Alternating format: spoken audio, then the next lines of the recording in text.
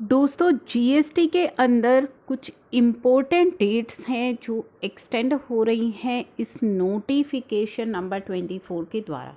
जी हाँ, रिवोकेशन की date extend हो रही है। इसके अलावा कौन सी एप्लीकेशंस हैं, कौन सी रिटर्न्स हैं जिनकी डेट एक्सटेंड हो रही है, उसके बारे में हम डिस्कशन करने वाले हैं। तो ये नोटिफिकेशन नंबर 24 आपको स्क्रीन पर दिखाई दे रही है। इसमें कहा गया है कि for the figure letter words 30 मई को हमने कर दिया है, 29 जून, 31 मई को कर दिया है 30 जून। उसके बाद in the proviso to close one figure letter words 31 मई को कर दिया है 30 जून एंड 15 जून जहाँ लिखा है उसको कर दिया है 15 जुलाई। तो ये कुछ एक्सटेंशन इन्होंने करी हैं अपनी पुरानी नोटिफिकेशन के अंदर, नोटिफिकेशन नंबर 14 के अंदर। अब हम एक सर्कुलर की मदद से कुछ इम्पॉर्टेंट जो एक्सटेंशंस हैं उनको समझने की कोशिश करेंगे। चलिए, पहले ये नोटिफिकेशन नंबर 14 मैंने ओपन कर ली है, इसके बाद उस सर्कुलर की मदद से हम ये एक्सटेंशन समझेंगे। तो ये जो इम्पॉर्टेंट नोटिफिकेशन है जिसमें चेंजेस किए गए हैं, इसमें चेंजेस कर दिए गए हैं कि कोई भी कंप्लायंस अगर आपका 15 अप्रैल से 29 जून तक फॉल कर रहा है तो उसकी जो डेट है वो इन्होंने एक्सटेंड कर दी है 30 जून।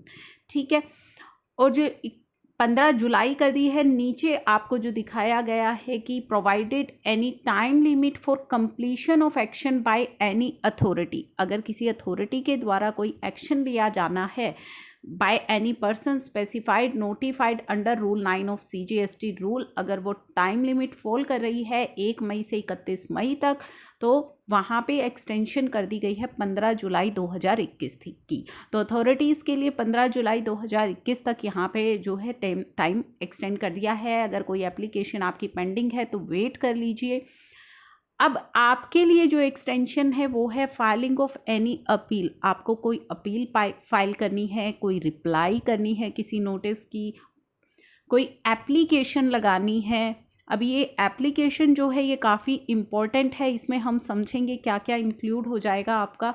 फर्निशिंग ऑफ एनी रिपोर्ट, कोई रिपोर्ट आपको फर्निश करनी है, डॉक्यूमेंट है, return.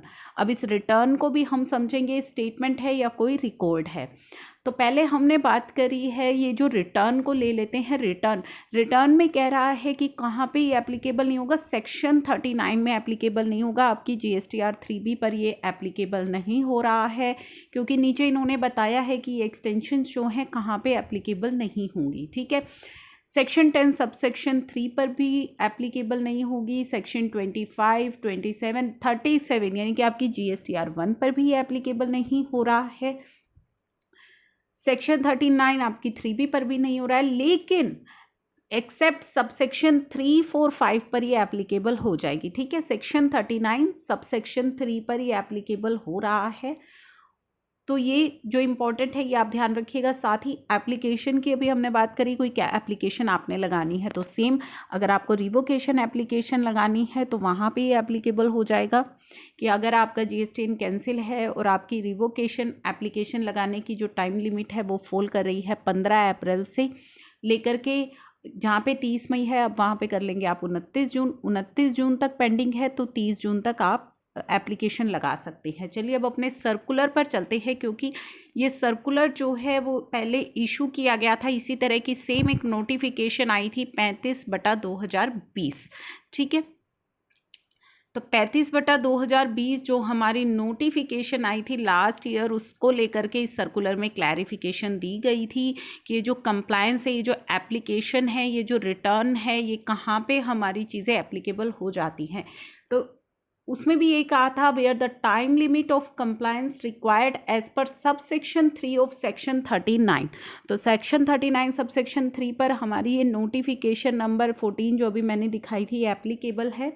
And section 51 of CGST act जो है फॉल ड्यूरिंग द पीरियड, अगर आपका फॉल कर रहा है, पहले फॉल कर रहा था 20 मार्च से 29 जून, अब हमारा फॉल कर रहा है ये जो हमारी ये अभी नोटिफिकेशन आई है, इसमें कहा है कि कोई भी कंप्लायंस अगर आपका 15 अप्रैल से 29 जून के बीच में पड़ रहा है तो the same has been extended till, उसको 30 जून 2021 तक एक्सटेंड कर दिया जाएगा अगर 15 अप्रैल से 29 जून के बीच में पड़ रहा है। तो अकॉर्डिंगली आपकी ड्यू डेट जो है GSTR 7 की वो भी इसी टाइम पीरियड में है तो वो भी आपकी एक्सटेंड हो जाएगी। Along with the deposit of tax deducted for the sad period also extended.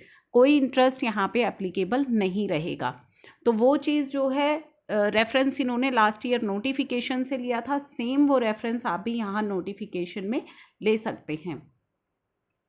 इसी के अलावा जो एप्लीकेशन की बात की गई है, as per section 54 subsection 1 a person is required to make application before expiry of 2 years from the relevant date if in a particular case date for making application of refund expire on 31 March 2020 can such person make application for refund before 29 July.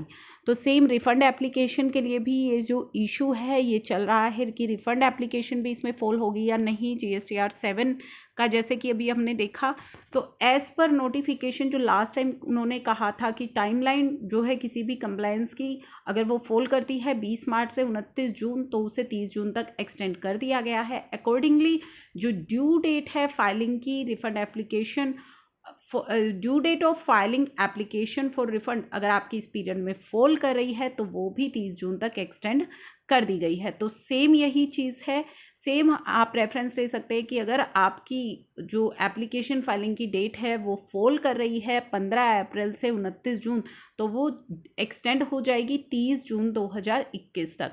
तो वहाँ पे भी ये relief applicable हो जाएगा। तो आपका revocation के लिए भी वो रिलीफ एप्लीकेबल हो रहा है, रिफंड के लिए भी, जैसा कि अभी आपने यहाँ पे देखा।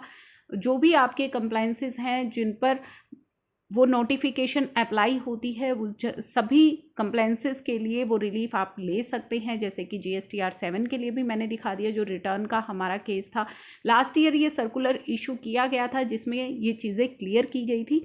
इस बार कोई भी सर्कुलर इस तरह का इशू नहीं किया गया है, लेकिन उस सर्कुलर की मदद से हम ये जान सकते हैं कि कौन कौन से कंप्लायंसेस हैं जो इस नोटिफिकेशन के अकॉर्डिंगली जिनकी डेट एक्सटेंड हो सकती है।